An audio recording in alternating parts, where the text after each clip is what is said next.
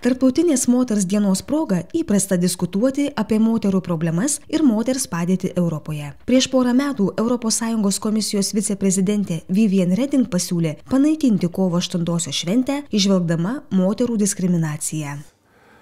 Tas pasiūlymas nebuvo sutiktas su entuziazmu, kadangi kol yra ta neligybė, tol matyt ta moters diena bus reikalinga. Pasakyčiau, kad ES rodo pavyzdį visam pasauliui. Nors pas mus yra tos neligybės ir užmokestyje už tą patį darbą ir nedarbo lygyje ir kiek krizė palėtė ir vyrus ir moteris. Tačiau pasaulio mastu tiesiog yra pasibaisėtini skaičiai ir nesunkiai įsivaizduojami dalykai. Paskaičiuota Jungtinių tautų duomenimis, kad 2/3 visų pasaulio darbų nudirba moteris. Vyrai tik 1/3. Tuo tarpu pajamų moteris turi tik tai 10%, 90% turi vyrai. Na, o jeigu paimt nekilnojamą turtą, tai čia iš viso neįsivaizduojamas dalykas. Moteris valdo tik tai 1% pasaulio nekilnojamo turto, 99% vyrų.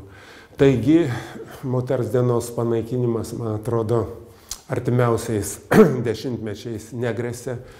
Dar reikės labai daug padėti pastangų tam, kad ES pavyzdys, kur tikrai moteris vis daugiau gauna teisų, išsikovoja ir politikoje, ir ekonomikoje, ir vyrai nesipriešina, palaiko tą tendenciją, kad šitas pavyzdys išplistų po visą pasaulį.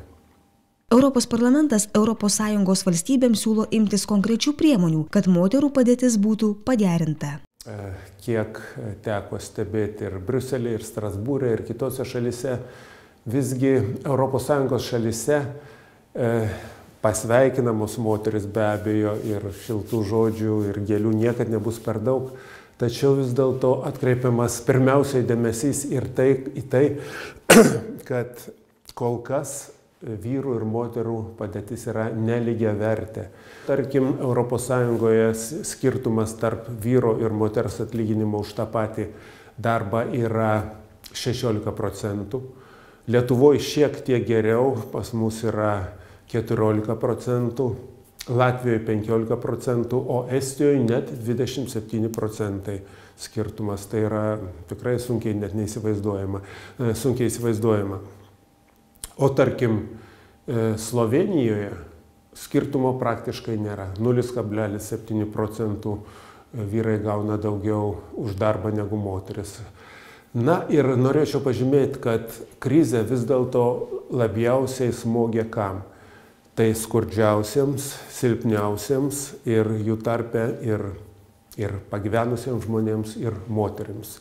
Sumažėjo moterų užimtumas, padidėjo moterų nedarbas ir todėl parlamentas visai neseniai priėmė rezoliuciją dėl kovos su moterų diskriminavimu ir skurdu krizės sąlygomis.